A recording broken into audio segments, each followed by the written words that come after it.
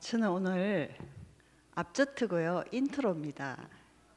그래서 저에게 주어진 시간이 30분이기 때문에 저도 좀 입에 모타를 달고 1.5배속으로 한번 돌려보겠습니다. 그래서 제가 좀 빨리 오늘 제가 세 가지 이야기를 하고자 합니다. 첫째는 나의 복음입니다. 제가 오늘 까만 옷을 입고 왔는데요. 이게 너희는 죽은 자로 하여금 죽은 자를 장사 지내고 너는 나를 따르라. 그래서 저는 오늘 제가 제 장례식을 참석하는 기분으로 여기 왔습니다.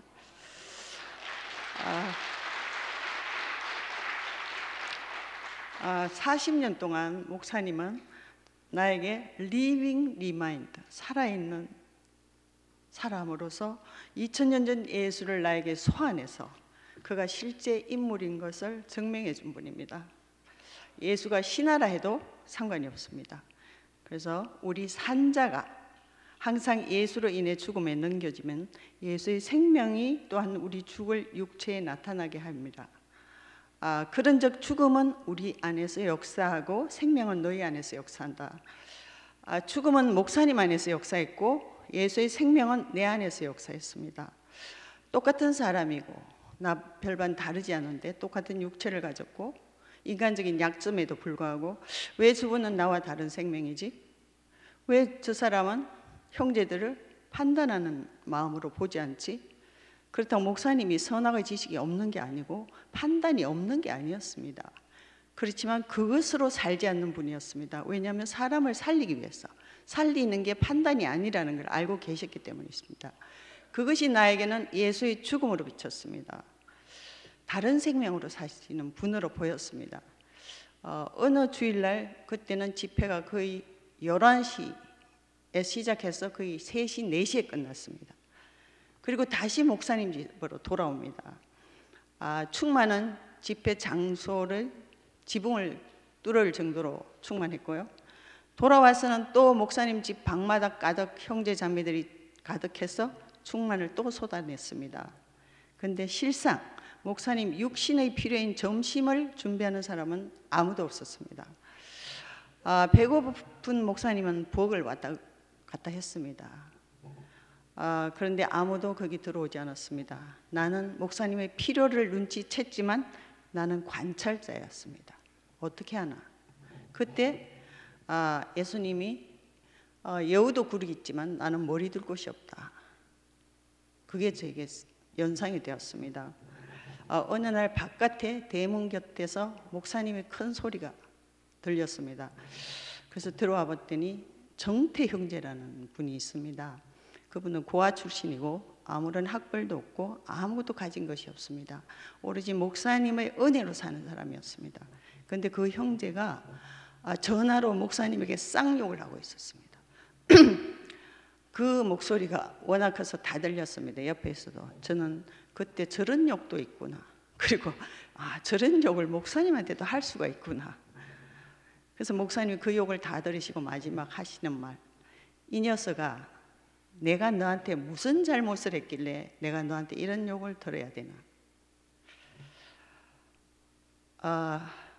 어느 날 여름방학이었습니다. 아침 10시에 목사님 집으로 출근했습니다. 평소에는 학교로 출근을 하고 방학이 되면 목사님 집으로 출근을 합니다. 그런데 대문에 석다리 형제와 정태 형제, 아까 말한 정태 형제가 막대기 하나씩을 들고 대문 앞에서 굳은 얼굴로 서 있었습니다. 그래서 왜 그러냐 그랬더니 어떤 형제가 칼을 들고 목사님을 찾아온다는 것입니다. 그래서 자기들이 목사님을 지켜드려야 된다는 것입니다. 거실에 가니까 목사님은 창백한 얼굴을 하면서 서성이셨습니다. 왜 형제들이 아무도 안 오지? 평소에 같으면 올 텐데 왜 이렇게 안 오지? 그때 저는 목사님은 우리에게 사실 잘못한 게 없습니다. 누구에게도. 세상에서 들을 수 없는 말씀으로 우리를 살렸습니다. 그리고 우리가 정말 세상과 다른 세계에서 살 수 있도록 자유와 해방을 줬습니다. 그 대가로 얻는 고난이었습니다. 그것은 무슨 실수하신 것도 아닙니다. 목사님이 말씀 선포로 인해서 자기 자신의 삶으로 인해서 범죄치 못할 권위가 있습니다. 교회 안에서. 그렇지만 아담이 그 제한된 운명을 목사님을 통해서 만나게 됩니다. 그러면 여지없이 권위는 추락되더라고요. 텅 빈 부엌, 칼을 들고 찾아오고 싶어하는 그 형제, 쌍욕을 퍼붓는 그 형제, 그게 다 저 자신이더라고요. 왜냐하면 목사님이 빨리 사라져야지 내 인생이 자유롭겠다. 어느 날 그게 목사님이 내 현실의 제한을 두시는 분이 아니었습니다. 그냥 내가 목사님을 통해서 제한된 운명을 만났습니다. 그러니까 제가 전화로 목사님 빨리 죽어야 됩니다. 그래야지 제 인생이 자유롭겠습니다. 저는 전화로 칼을 든 사람이었습니다. 그리고 나는 내 인생이 내 마음대로 안 되면 그게 다 당신 탓이라고, 당신 때문이라고 저주하는 아담이었습니다. 이런 오합지졸인 우리 앞에서, 아담 투성이인 우리 앞에서 정말 목사님은 등을 보이고 묵묵히 말씀을 선포하셨습니다. 그리고 예수의 길을 갔습니다. 그때 제가 구약의 대제사장이 바로 저런 사람이구나. 어깨에 쥐고 이스라엘 백성을 어깨에 쥐고 가슴에 품고 하나님 앞으로 이스라엘 백성을 앞에서 하나님 앞으로 갔던 대제사장, 그리고 그 대제사장이 바로 예수님 자신이었고, 지금 내 앞에서는 목사님이 그런 사람으로 보였습니다. 예수의 죽음을 몸에 짊어지신 목사님을 통해서 나에게 예수의 생명이 역사했습니다. 저분이구나. 예수는 이런 사람이었구나. 예수가 내 안에서 살아났습니다. 교회 안에서 목사님의 인자의 영광, 사람으로서 하나님을 선포하는 그 인자의 영광도 받지만 인자의 고난도 받습니다. 그건 목사님이 잘못한 게 하나도 없는데 단지 하나님 말씀을 증거한다는 이유로, 예수의 운명의 정인이라는 이유로 받는 고난이었습니다. 목사님은 예수와 하나로 만나는 지점이 없다고 하셨습니다. 그런데 나는 한 번도 예수를 어디서 만나지 의문을 품은 적이 없습니다. 목사님은 평생을 예수는 누구인가 하는 것으로 말씀을 하셨습니다. 그렇지만 나는 목사님을 만나서 한 번도 예수는 누구인가 라는 거 궁금한 적이 없습니다. 왜? 리빙 리마인드였습니다. 나에게 살아있는 예수를 소환시켜주는 그런 분이었습니다. 그런데 내려오지 못하는 예수가 등장하면서 나는 방전이 되었습니다. 예수라는 발전소에 꽂혀있던 목사님이, 이혈례라는 분이 전선이 내가 보기에 아담과 그리스도가 합선이 된 사람으로 보였습니다. 십자가 못 박혀서 못 내려오 죽은 예수의 정인이 저런 태도란 말인가? 저 복음을 선포하는 저 입이 저런 말을 쓴단 말인가? 저런 감정이란 말인가? 자기를 평생 따라온 형제들을 공개적으로 판단한다고? 그것도 동생들인 어린 형제들 앞에서? 장남 흉을 막내 동생 앞에서 보는 부모? 성경에는 한 우물에서 단물과 쓴물을 낼 수 없다고 그랬는데 목사님은 한 입에서 단물과 쓴물을 그냥 마구 뱉어내는 사람으로 보였습니다. 어느 날 목사님 밤에 전화 왔습니다.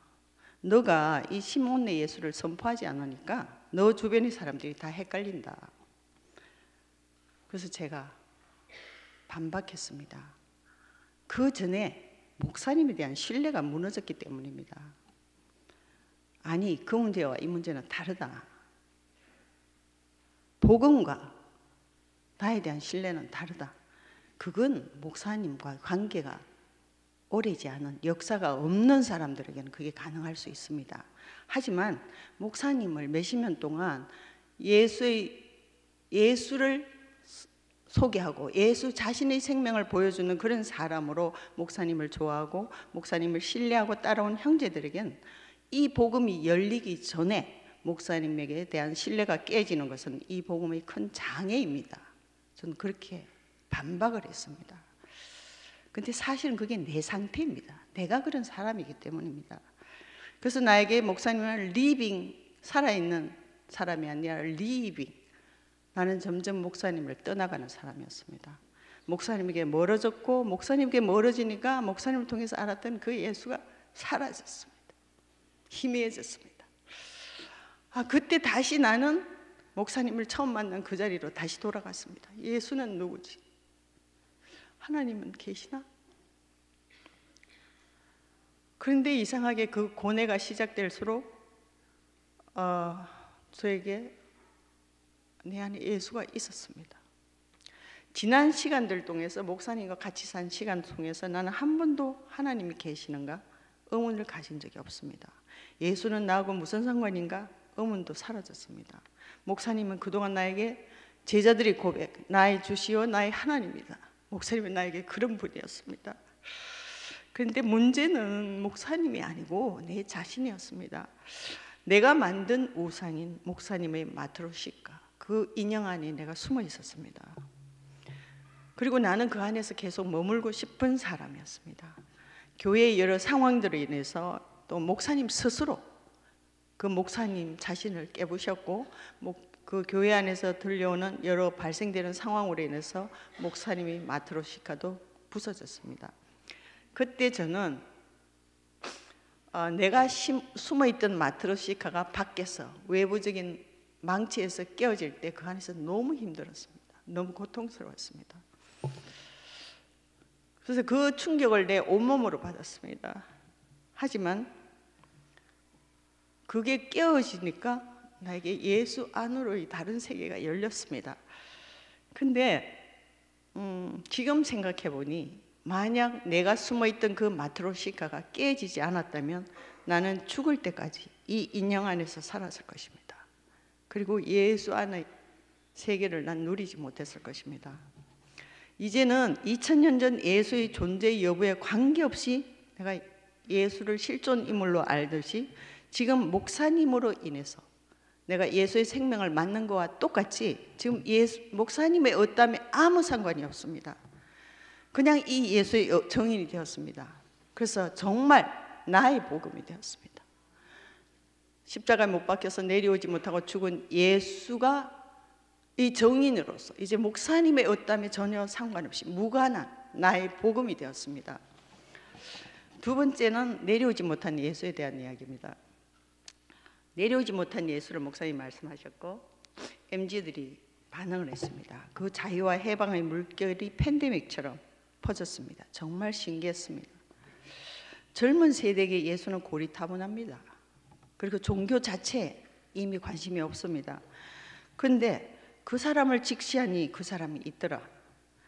저는 그때 천지창조에 미켈란젤로인가 이렇게 하나님 손가락에 아담의 손가락이 닿는 그 그림이 떠올랐습니다. 와, 신몬의 예수, 내려오지 못하는 예수의 딱 손가락이 딱 접지된 MZ 세대들에게서 와, 예수가 살아나는 것입니다. 그리고 그 못 내려오는 예수를 너무나 가성비 있게 누리더라고요. 자기 삶으로 누리는 것입니다. 그래서 목사님이 초창기에 야, 저 내려오지 못하는 예수를 우리에게 말씀해 주셨다면 우리도 저렇게 누렸을 텐데 하고 부럽기도 했습니다. 어제 수견이가 저한테 이렇게 말했습니다. 언니는 왜 못 박혀서 죽은 예수만 나에게 말했어? 내려오지 못한 예수를 말했으면 내 인생이 훨씬 가벼웠을 거야. 그래서 제가 나도 몰랐다. 목사님 말씀을 안 해줬다. 그래서 여러분 MZ세대는 정말 행운합니다. 그렇지만 우리도 행운합니다. 우리가 자칫 잘못하면 예수 안으로 갈 수 없었을 뻔했습니다. 사탄이, 그래서 저는 이렇게 누렸습니다. 사탄이 아담에게 선악의 지식을 알아서 너가 신과 같이 될 것이다. 선악의 지식이 우리 속에 들어가는 순간 우리는 신들이 되고자 하는 목표가 생겼습니다. 우리 마음에 그림이 그려집니다. 신들이라는 게 인간의 한계를 뛰어넘는 능력을 구사하는 존재만이 아닙니다. 우리 생각에 완전하고 올바른 존재, 내 생각에 좋은 존재가 되고 싶어 하는 것입니다. 완전하고 올바른 존재의 기준이, 문제는 뭐냐면 내가 세운 기준이라는 것입니다. 하나님 기준이 아니라는 것입니다. 사탄이 전해준 선악의 지식입니다. 그 기준으로 좋은 것과 나쁜 것을 구별하는 그 기준이 내 속에 생긴 것입니다. 그래서 나는 그게 wannabe, 내가 이런 사람이 돼야지, must be, 이런 사람이 되어야지, 이런 존재가 되어야 돼. 근데 내가 현실적으로 그런 사람이 될 수 없습니다. 왜? 존재를 변화시키는 것은 지식이 아닙니다.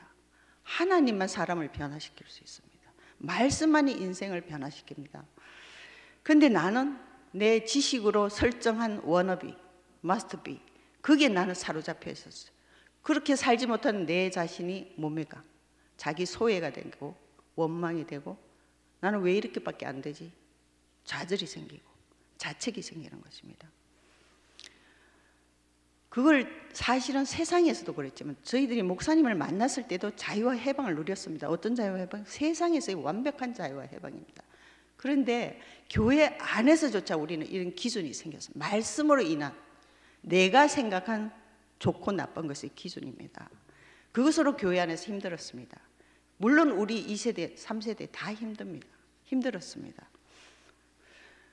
그런데 내가 만든 이 사람은 진짜 내가 아니라는 거죠. 진짜 나는 누구냐? 하나님이 지은 그 사람, 못 내려오는 그 사람이었습니다. 그가 나의 원형이었습니다. 내가 이런 사람이 되어야 하는 것이 나의 발목을 잡았고 내 고통의 원인이었습니다. 그런데 못 내려오는 예수는 완전히 이 나에게서 이런 사람이 되어야 돼 하는 거기서 완전히 나를 해방시켰습니다. 그래서 그분은 십자가에 못 박힐 때 모든 신적인 요소가 제거되었습니다. 우리는 다 기대를 합니다. 하나님 아들은 뭔가 우리하고 달라야 돼. 뭔가 신적인 요소가 있어야 돼.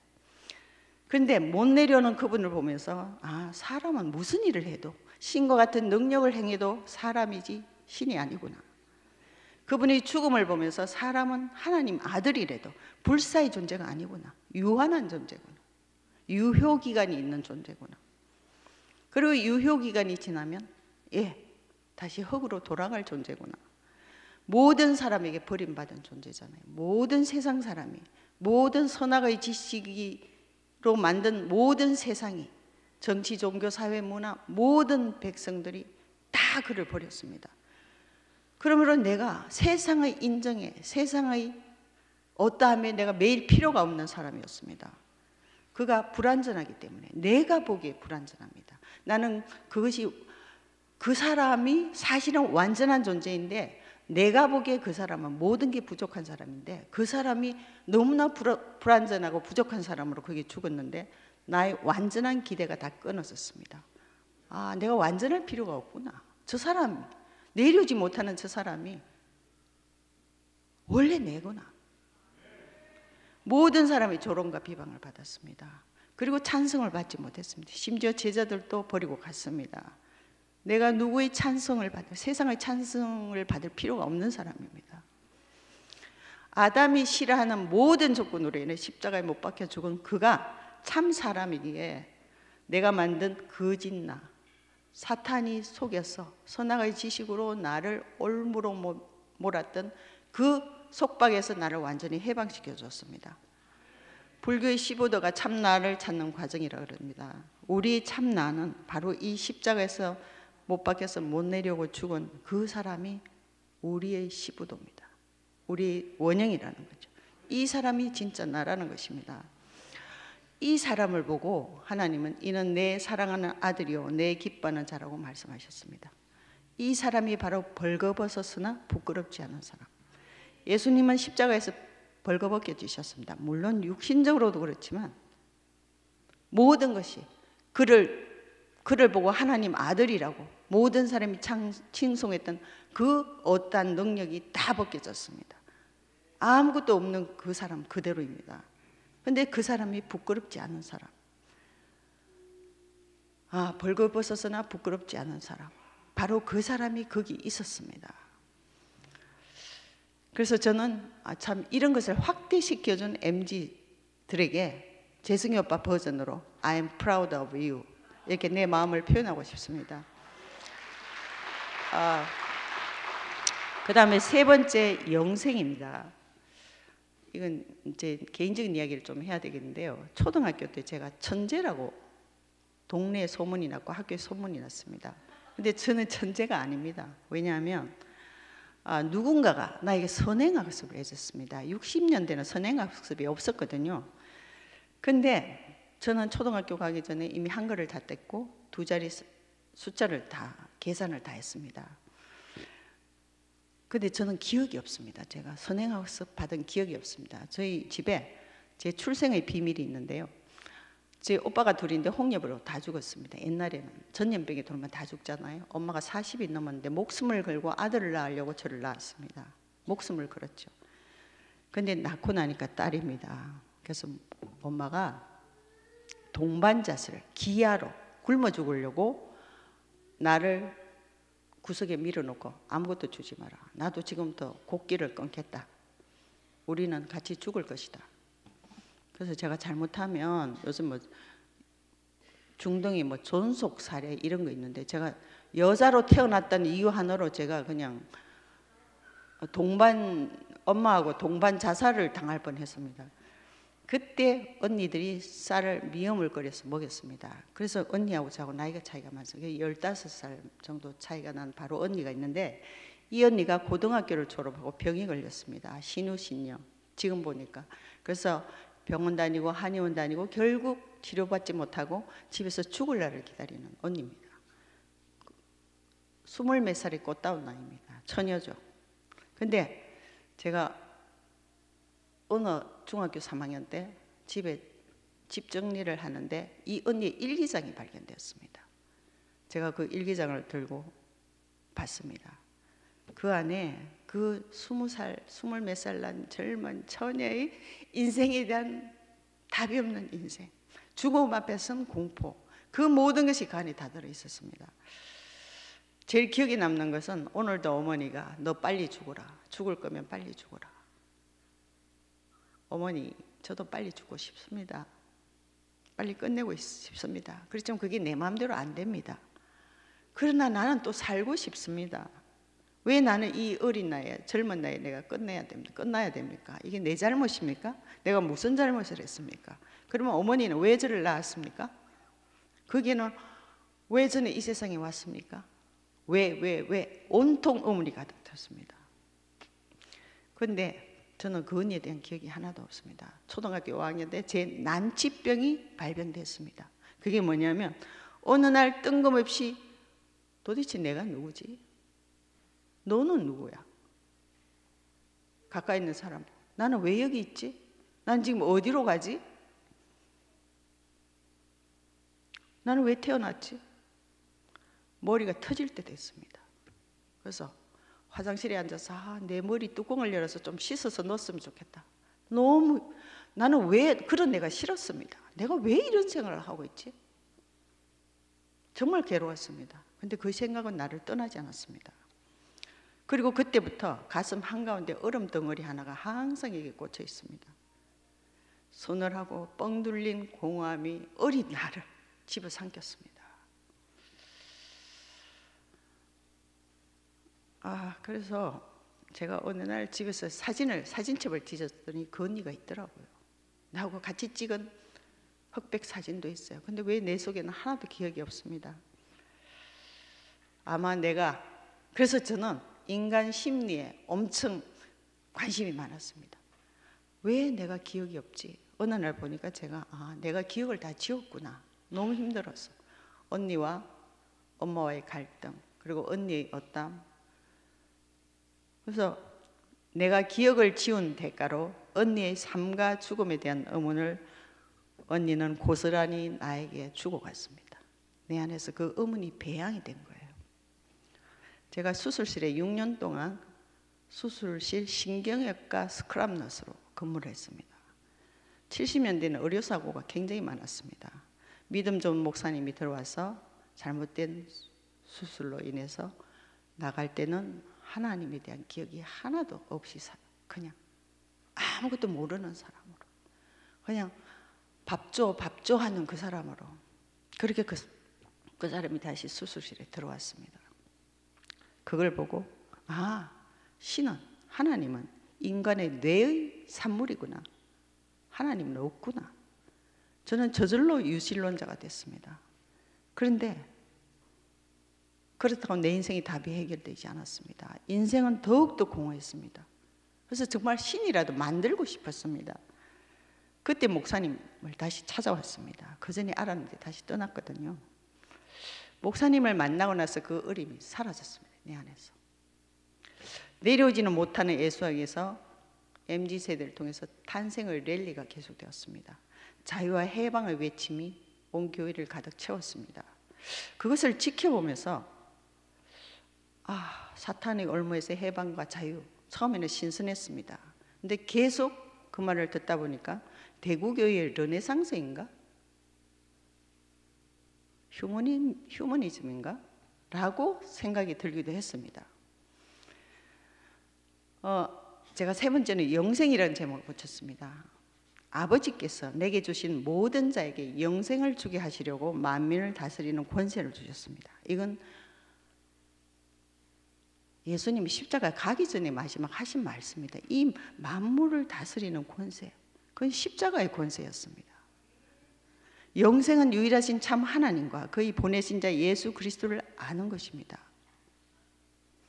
아버지여, 창세 전에 내가 아버지와 함께 가졌던 영광으로 지금 아버지와 함께 나를 영광스럽게 하옵소서. 십자가에 가는 사람이 아버지와 함께 나를 영광스럽게 해달라는 것입니다. 아버지여, 창세전부터 나를 사랑하심으로 내게 주신 나의 영광을 저희로 보게 하시기를 원합니다. 저희가 우리 자신입니다. 내게 주신 영광을 내가 저희에게 주었으니 이는 우리가 하나 된 것 같이 저희도 하나가 되게 하려 하심이라. 내가 지금 아버지께로 가니 내가 이 세상에서 이 말을 하는 것은 저희로 내 기쁨을 저희 안에 충만히 가지게 하려 합니다.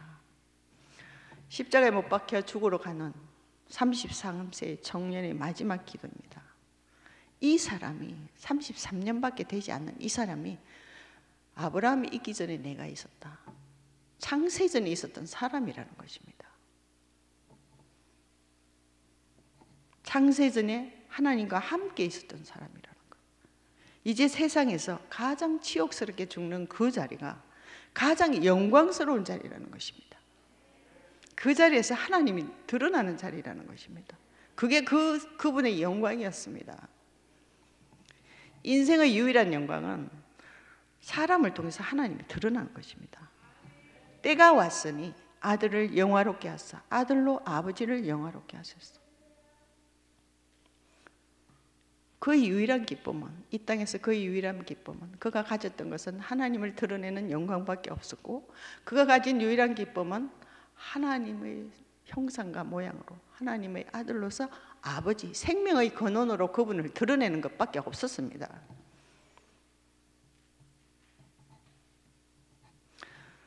하나님을 신부의 위치에서는 신랑으로 드러냈고, 아들의 위치에서는 아버지로, 그리고 사람의 위치에서는 하나님으로, 피조물의 위치에서는 창조주로 하나님을 증거하셨습니다. 마지막에 우리에게 보여주신 것은 우리는 피조물이다. 이 자리를 보여주신 것입니다. 바울이 그렇게 말했습니다. 에베소서에 그리스도께서 너희 마음에 계셔서 사랑 가운데 이 그리스도가 뿌리가 박히고 우리 속에서 뿌리를 박히고 터가 굳어져서 하나님의 충만하신 것으로 너희에게 충만하게 하시기를 구하노라. 이건 바울의 우리를 향한 기도입니다. 그래서 저는 이 영생 안으로 불러주신 주님, 나를 창세전에 있었던 사람으로서 아버지와 함께 가셨던 영화, 그 영화를 보여주신 주님을 찬양하고, 정말 제가 마지막에 저희 언니가 왜 하는 의문 대신에 내가 아버지께로 왔으니까 아버지께로 간다 하는 그 영생의 삶을 안으로 불러주신 주님을 찬양합니다.